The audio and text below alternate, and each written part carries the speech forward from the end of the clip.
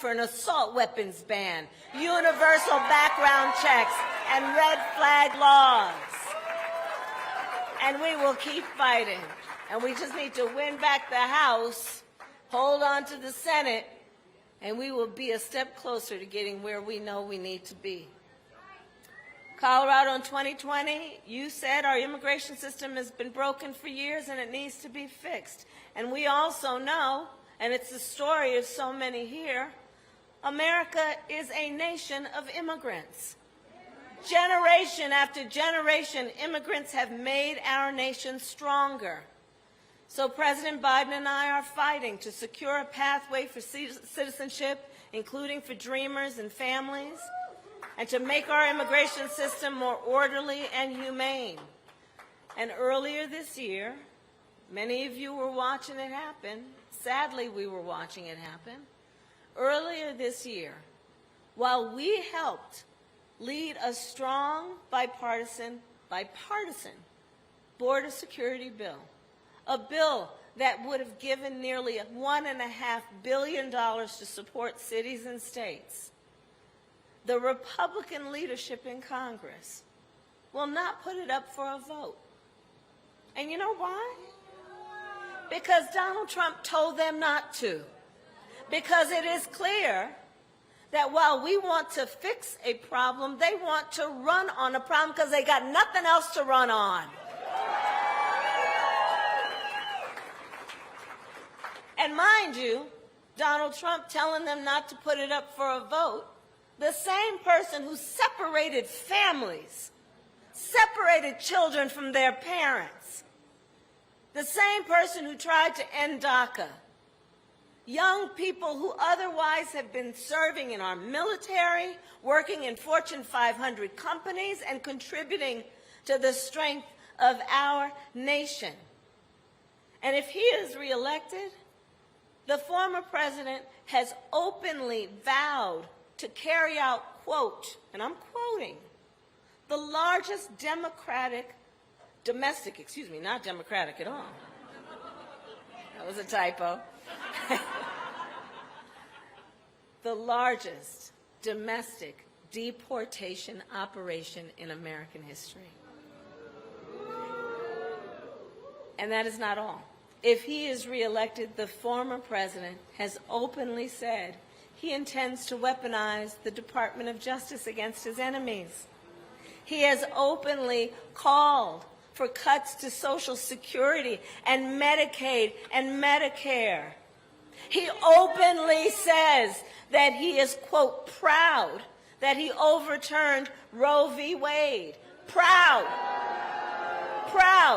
that doctors and nurses can now be jailed for providing care. Proud that young women today have fewer rights than their mothers and grandmothers. He openly talks about his admiration for dictators. He vowed he will be a dictator on day one. You know, the great Maya Angelou once said, when someone tells you who they are, believe them the first time. Well, the former president has told us who he is. And it's on us then. It's on us then to recognize the threat he poses, because it will be no surprise if it happens. It's on us.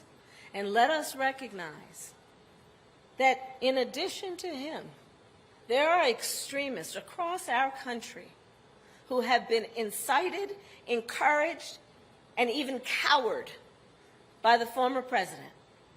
Just look at states around our nation where we witness a full-on attack on hard-fought, hard-won fundamental freedoms.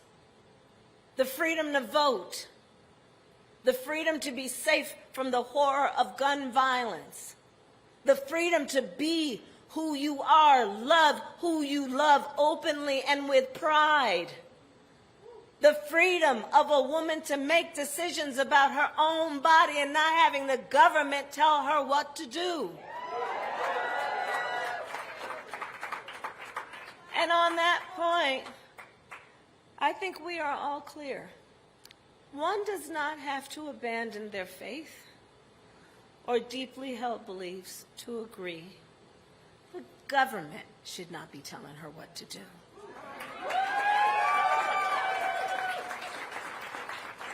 Attacks on fundamental freedoms.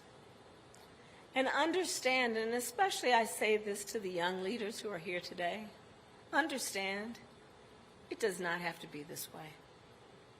It does not have to be this way.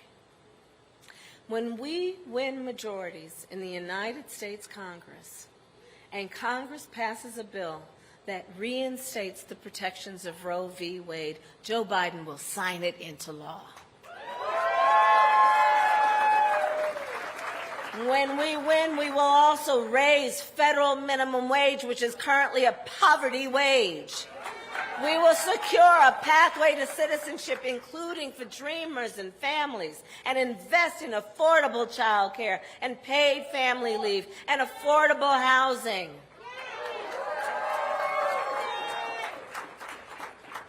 So ultimately, here's the deal as I see it. In this election, we each face a question. What kind of country do we want to live in? What kind of country do we want to live in?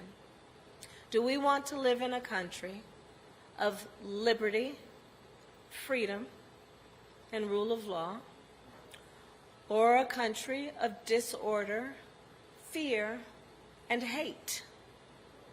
And each of us has the power to answer these questions in so many ways, including at the ballot box. So Colorado, in this election, let us together fight for our freedoms, for individuality, for self-determination, for dignity for all people. Let us fight for our democracy, and born out of our love of country, let us fight for the promise of America. And you know what? When we fight, we win! God bless you, and God bless the United States of America. Thank you all.